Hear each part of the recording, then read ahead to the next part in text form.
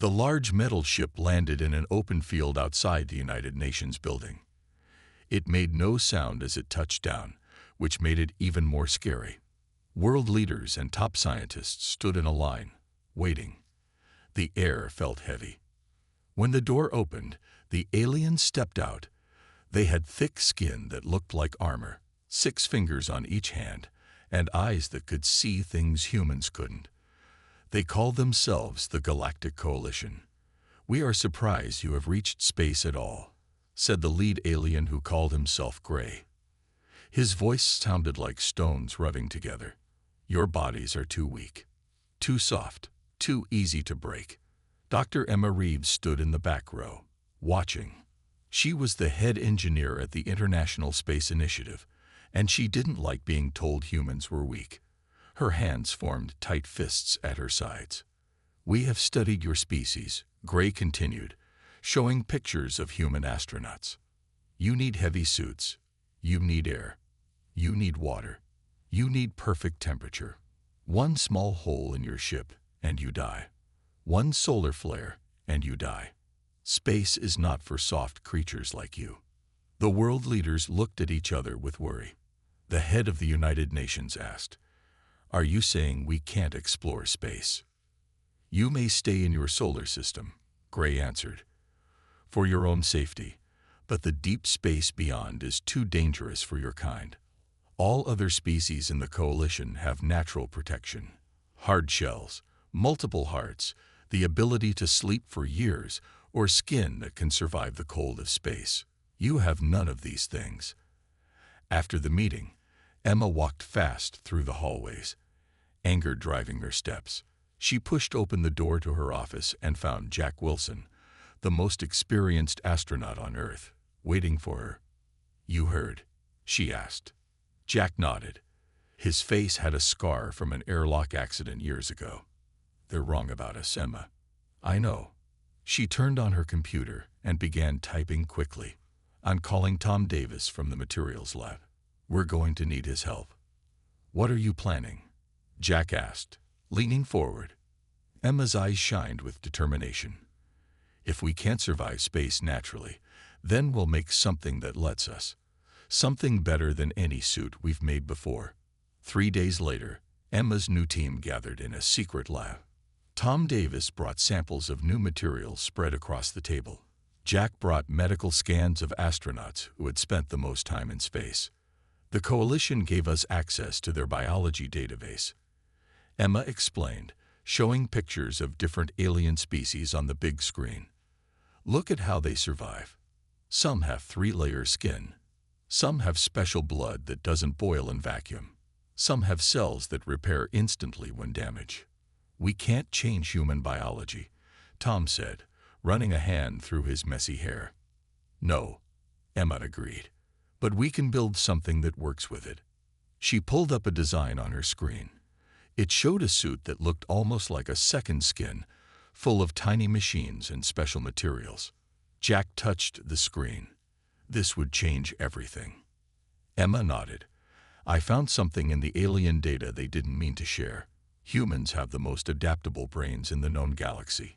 Our neural plasticity, how our brains change and learn, is unique." "What does that mean?" Tom asked.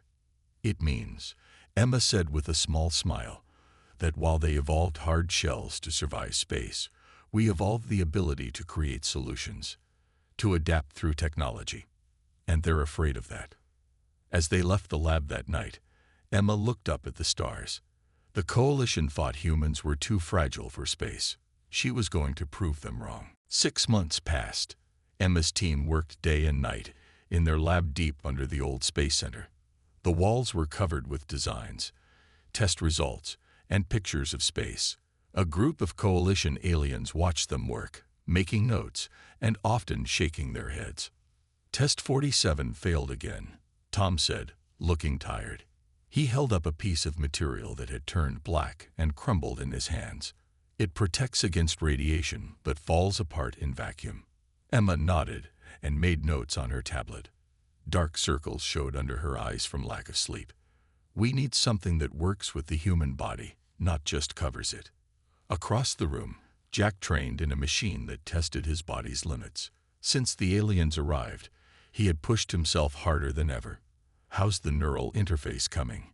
he called out. "Slow," Emma answered. She turned to look at the coalition observers. One of them, a tall alien with gray-green skin, watched her with 3 blinking eyes. "You waste your time," the alien said. "Your species is not meant for space. Even now, your International Space Station crew must return home because their bodies are failing." Emma ignored him and went back to work. 3 weeks later, they finished the first prototype suit. It was thin, almost like a second skin, with a web of tiny lines running through it. The material looked like silver and blue cloth that moved like water. "We call it chrysalis," Emma told the team as they gathered around. "Like the shell that helps a caterpillar become a butterfly." Jack stepped forward. "I'll test it." Emma looked worried. "The simulations show a 40% chance of failure." "That's better odds than my first space mission." Jack smiled. He had that look in his eyes that all astronauts get, the need to push boundaries. The test chamber was set up to copy the harsh conditions of space: extreme cold, no air, deadly radiation. The coalition observers sat behind thick glass, waiting to see another human failure. Jack put on the suit. It sealed around him perfectly, covering everything except his face. The final piece, a clear helmet with the same web of lines, completed the suit. "Neural interface activating," Emma said from the control room. "Jack, you should feel a tingling as the suit connects to your nervous system." Jack nodded. "I feel it. It's like the suit is becoming part of me." The chamber door closed. Air was removed. Temperature dropped. Emma watched the readings closely, heart beating fast. At first, everything looked good. Jack moved easily in the chamber, giving a thumbs up. The suit glowed softly where it worked hardest. Then something went wrong. Alarms sounded. The suit began to fail in patches. Jack's face showed pain as he collapsed to his knees. "Get him out," Emma shouted, hitting the emergency button. Later, in the medical bay, Jack lay in bed with burns across 30% of his body. The coalition observers stood nearby, looking at the humans with what seemed like pity. "Tragically persistent mammals," one said. "You cannot change your biology." After they left, Emma sat by Jack's bed, holding his hand. "I'm so sorry," she whispered. "Don't give up," Jack said weakly. "I felt something before it failed. The suit wasn't just protecting me. It was learning." Emma's eyes widened. She rushed back to the lab and reviewed the test data. The neural interface had done something unexpected. It had started to adapt to Jack's thoughts, changing the suit's properties in real time. She worked through the night, redesigning everything. When Tom found her in the morning, she was smiling. "What is it?" he asked. "They're right. We can't change our biology," Emma said. "But they missed something important. Our brains can change how we interact with technology. And that might be our greatest strength." 1 month after the failed test, 3 large coalition ships arrived in Earth orbit. A message came to all world leaders: prove humans can survive deep space or remain in your solar system forever. In the meeting room at the Space Center, Emma faced angry officials. "We're being cut off from galactic trade routes," said the head of global economics. "Our technology will fall behind. Earth needs access to the stars." "My team needs more time," Emma argued. "The second prototype is almost ready." A new voice spoke from the doorway. "Then test it now." Jack walked in slowly, still healing from his injuries. Behind him came Lisa Martinez, one of Earth's best pilots. "Jack, you're not fully recovered," Emma said. "Can't wait," Jack replied. "The coalition has given us one chance to prove ourselves." Admiral Jones, head of Space Command, stood up. "What do you propose?" Emma took a deep breath. "The Void Belt. We send a mission through it." The room went silent. The Void Belt was a region of space at the edge of the solar system, filled with radiation storms and gravity anomalies. 3 coalition ships had tried to map it years ago. 2 were destroyed. 1 barely escaped. That's suicide, someone whispered. No species has crossed it unassisted, Emma said. But our new suits might make it possible. The neural interface is much stronger now. Jack nodded. I volunteer. Me too, Lisa added. 2 test subjects are better than 1. 3 days later, the coalition leaders arrived to hear the human proposal. Emma showed them the plan while Jack and Lisa stood nearby wearing the new chrysalis suits. The suits looked different now, darker, with a pattern that shifted slightly, almost like it was breathing. Impossible, said the coalition leader after hearing the plan. The void belt destroys ships. It will certainly destroy soft beings like you. We want to try, Emma insisted. If we succeed, Earth joins the galactic community as equals. The aliens talked among themselves.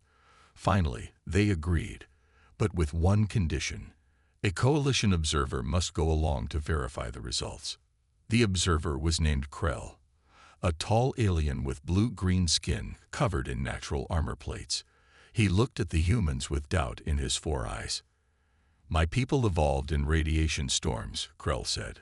What makes you think your artificial skin can compare to millions of years of evolution? Emma smiled. Because we designed it to learn and adapt, just like we do.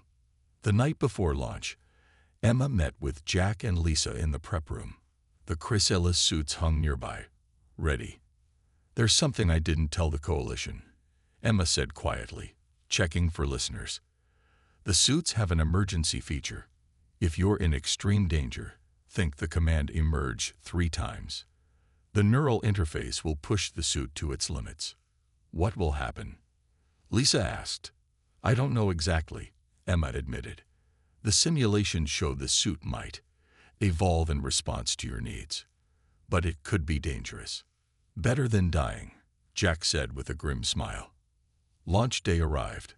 The small ship called Hope sat on the pad, ready to carry the first humans beyond what the coalition thought possible. Crowds watched from safe distances. Coalition ships observed from orbit. Jack and Lisa walked to the ship in their chrysalis suits, Krell following behind them. The alien's movements showed he expected to witness a tragedy. As the engines fired and the ship rose into the sky, Emma watched from mission control, fingers crossed. Good luck, she whispered. Show them what humans can do. 3 days later, the Hope reached the edge of the void belt. Strange lights danced ahead, and sensors showed dangerous radiation levels. Last chance to turn back, Krell warned, his voice showing real concern. Jack and Lisa looked at each other, then forward into the swirling chaos of the void belt. Going in, Jack said, and pushed the ship forward. The moment the ship entered the void belt, everything went wrong. Alarms screamed as radiation levels shot up beyond what the shields could handle. The ship shook violently as gravity waves pulled it in different directions at once. Hull breach in Section 3. Lisa shouted over the noise. Red warning lights flashed across the control panels. Engine temperature critical. Krell moved quickly to the emergency communication system. We must turn back, he said, his voice shaking. No ship can survive this. I've seen 2 coalition vessels destroyed here. A loud crack echoed through the ship as part of the ceiling broke open. The air began to rush out. Jack tried to reach the emergency patch kit, but another gravity wave hit the ship, throwing him against the wall. We're going to die here, Krell said, his eyes wide with fear.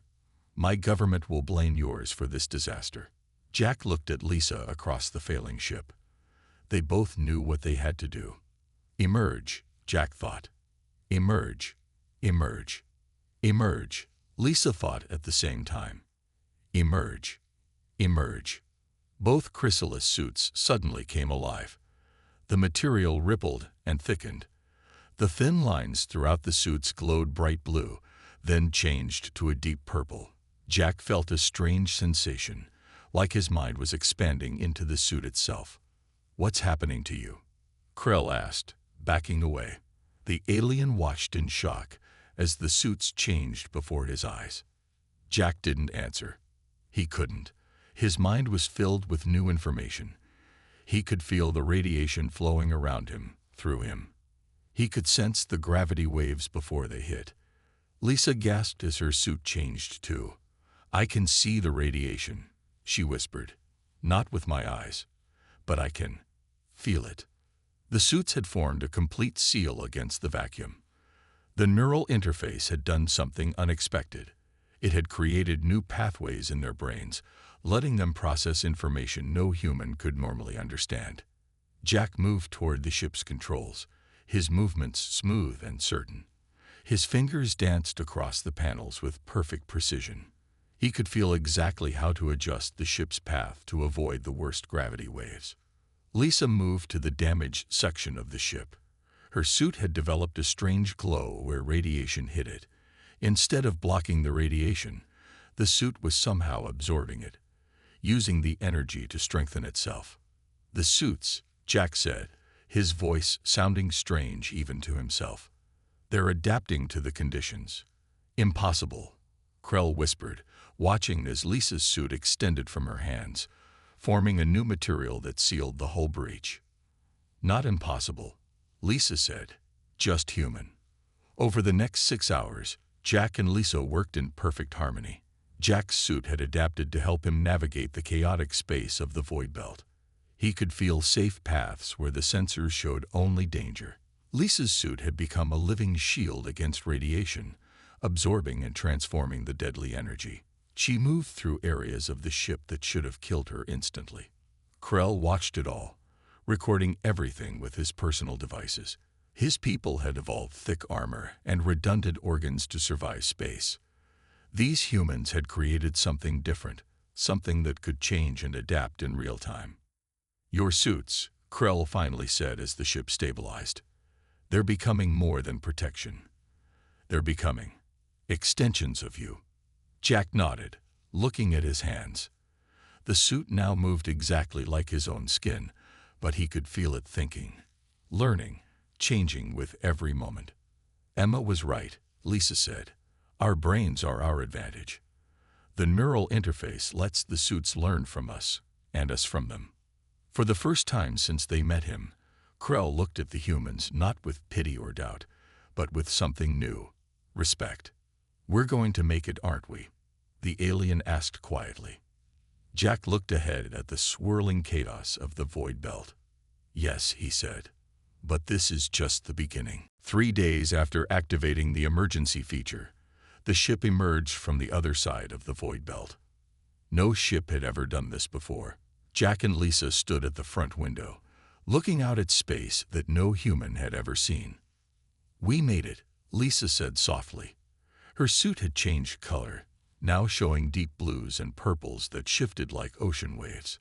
The neural interface had become so smooth that she barely noticed where her body ended and the suit began. Jack nodded, checking the sensors. "No coalition ships have ever mapped this region. We're the first." Krell moved to stand beside them. During the journey through the void belt, the alien had watched the humans with growing wonder. "Your suits should not have worked," he said. "Yet they did. My people will want to study this technology." "Look," Jack pointed ahead. "Something's out there." In the distance floated what looked like a massive space station.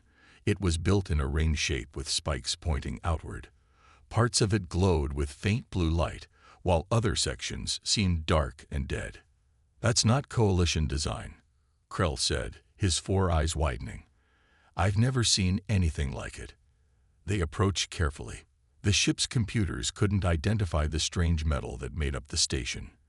As they got closer, Jack felt something odd through his suit, like it was responding to the station somehow. "Are you feeling that?" he asked Lisa. She nodded. "The suit wants to go there." They docked at what seemed to be an entrance. The airlock was unlike any design they had seen before, but somehow their suits helped them understand how to open it.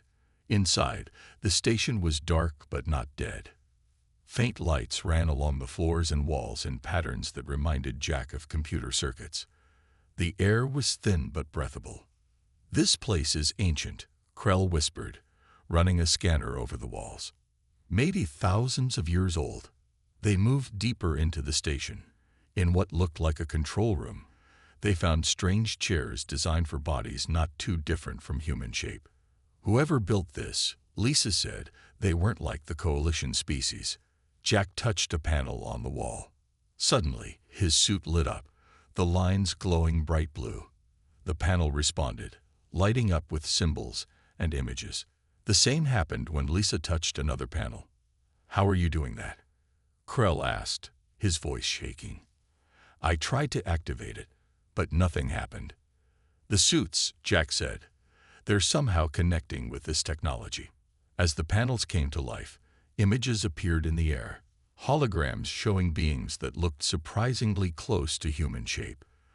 They were taller and thinner, with larger eyes, but they had 2 arms, 2 legs, and no natural armor or shells. "They look almost human," Lisa said in surprise. Krell stepped back, his breathing fast. "Forerunners," he whispered. "What?" Jack asked. "The Forerunners. They're supposed to be myths, stories told to children. An ancient species that explored the galaxy long before the Coalition formed." Krell pointed to the images. "They were said to be soft-bodied beings, like you humans. Our scientists always said such beings could never master deep space travel."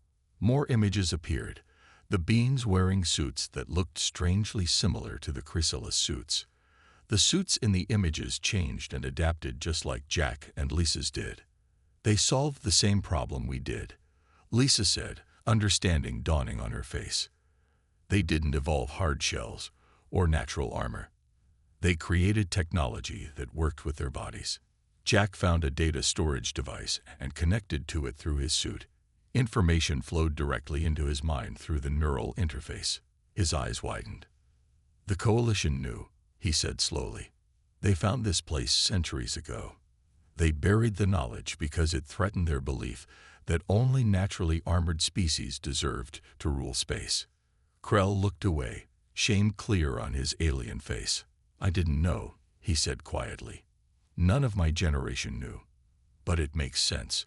The older species always controlled which worlds were contacted, which were left alone." Lisa touched another panel, downloading more data. "We need to take this back to Earth. The Forerunners left more than just records here. They left technology. Technology that could change everything. We need to get this information back to Earth," Jack said, looking at the data they had collected from the ancient station. Their small ship was loaded with as much Forerunner technology as they could safely carry.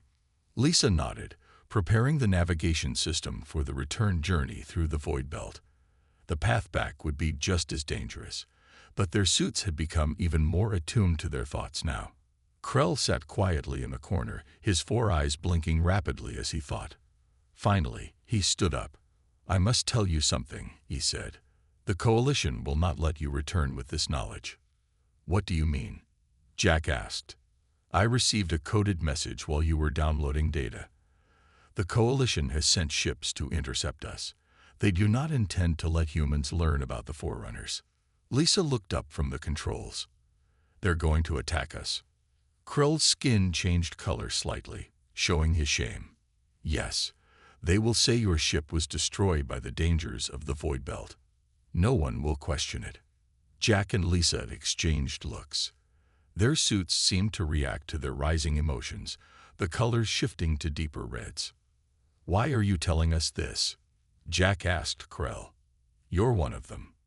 "Because what I've seen challenges everything I was taught," Krell replied. "The Coalition told us that soft-bodied species were inferior, that only those with natural protections deserved to travel the stars. But you humans have proven that wrong, and the Forerunners before you did the same." Jack checked the ship's sensors. "How many ships are coming?" 5 battle cruisers, Krell said. "They will be waiting for us at the edge of the void belt." Lisa continued preparing the ship. "Then we find another way home." They entered the void belt again. This time, with their fully adapted suits, they moved through it much more easily. Jack could now sense the gravity waves before they hit, guiding the ship safely through. Lisa's suit had learned to absorb the radiation, actually using it to power some of the ship's systems. Meanwhile, back on Earth, Emma was worried. The Coalition had stopped sharing information about the mission. She worked day and night, monitoring deep space for any signal from the ship. When she finally received a weak transmission from Jack, she immediately took action. Using Coalition communication technology they had been given, she broadcast a message to all Coalition worlds, not just Earth. "Attention all species," her message began. "What you are about to see is proof of a deception that has lasted for centuries." She showed the images Jack had sent, the Forerunner station, the ancient soft-bodied species, and the truth about the technology they had developed. At the edge of the void belt, Jack, Lisa, and Krell found the 5 Coalition battle cruisers waiting, weapons ready. "We can't fight them," Lisa said. "We're one small ship." Jack smiled. "We don't need to fight them. Our suits have been learning from the Forerunner data." Their chrysalis suits had changed again. The neural interface now let them connect directly to the ship's systems. When Jack thought about defensive maneuvers, the ship responded instantly. When Lisa focused on the engines, they performed beyond their design limits. The Coalition ships fired warning shots. "Return to the void belt and be destroyed, or surrender now," came the message from the lead ship. "Neither," Jack replied. Their small ship moved with impossible speed and precision, darting between the much larger Coalition vessels. The battle cruisers tried to lock weapons on them, but couldn't match their movements. "Emma's broadcast is reaching Coalition worlds," Krell said, monitoring communications. "There are reports of protests beginning, especially from other soft-bodied species who were told they could never leave their home systems." As they broke through the Coalition blockade, Jack felt something he hadn't expected: hope. Not just for making it home, but for changing the galaxy. "The Coalition tried to keep us from space because they feared what we might become," Lisa said, looking at her suit with wonder. They were right to be afraid. 3 months after their return to Earth, Jack and Lisa stood on a stage before representatives from 27 worlds. Their chrysalis suits had become sleeker, more refined, but still moved and changed with their thoughts. Behind them stood Emma, Tom, and surprisingly, Krell. "The technology we found beyond the void belt has changed everything we thought we knew about space travel," Jack said to the crowd. His voice was broadcast across Earth and to countless alien worlds. The journey home had not been easy. Even after escaping the Coalition ships, they had faced challenges, but word of their discovery had spread quickly through the galaxy. Other soft-bodied species, long told they were inferior, had demanded answers from Coalition leadership. "For too long, the Coalition told us that only naturally armored beings deserve to explore deep space," Lisa continued. "They buried the knowledge of the Forerunners because it proved them wrong." In the front row sat the new Coalition Council. Gone were many of the old leaders who had hidden the truth. In their places sat representatives from species of all kinds, some with natural armor, others with soft bodies like humans. Emma stepped forward. "The chrysalis technology is not just for humans," she explained. "We've adapted it for any species that wishes to explore beyond their natural limits. Space belongs to all of us." On a large screen behind them, images showed beings from different worlds trying on their own versions of the chrysalis suits. Each suit was designed to work with that species' unique biology and neural patterns. "Diversity makes us stronger," Tom added. "Some species evolved natural protection. Humans evolved problem-solving minds. Both approaches have value." Krell, who had chosen to stay on Earth as the first Coalition ambassador under the new agreement, moved to the center of the stage. "My people taught me that soft-bodied species were inferior," he said. Jack and Lisa proved otherwise. The Forerunners proved otherwise thousands of years ago. The audience cheered. Among them were many who had once been restricted to their home systems, told their bodies were too fragile for deep space. Now they had hope. After the ceremony, Jack walked to the large window overlooking the new space dock. A ship unlike any built before waited there. The Unity, the first vessel designed to be crewed by multiple species working together. "Are you ready for this?" Emma asked, joining him at the window. Jack nodded. The Forerunner data showed star systems far beyond what the Coalition has mapped. Someone needs to explore them. Lisa approached, reviewing the crew manifest on her tablet. "We have representatives from 12 worlds joining us, all wearing chrysalis suits designed for their biology. And the neural link system will let us communicate directly, despite our different languages." Emma added, "I'm a little jealous I'm not going." "Someone has to stay and keep improving the technology." Jack smiled. "This is just the beginning." The next day, as the Unity prepared to launch, Jack looked around at his fellow crew members. Some had scales, some had tentacles, some had wings. All wore their own versions of chrysalis suits, each adapted to their unique bodies and minds. "The Coalition thought humans weren't meant for space," he said to Lisa as they took their positions. "They were wrong. We weren't meant to be limited by space. None of us were." As the ship lifted off, heading for stars no one had yet explored, Jack felt his suit respond to his excitement. The neural interface hummed with energy. Ahead lay the unknown, but no longer would any species face it alone or be told they couldn't survive it. Humans had changed everything. Not because they were naturally suited for space, but because they refused to accept that they weren't.